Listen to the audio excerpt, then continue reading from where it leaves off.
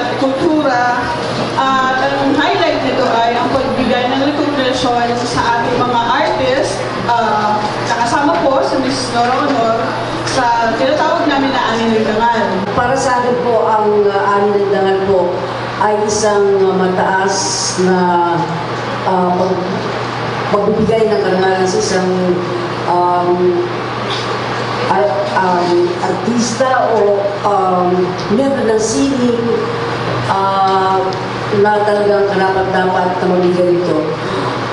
Nais ko pasalamat at ako po ay sa 2 taon na magkasunod ako po ay nabigyan nila ng karangalan at ngayon naman po ay ay tatanggapin ko po at bigyan po nila ako ng Lifetime Achievement Award.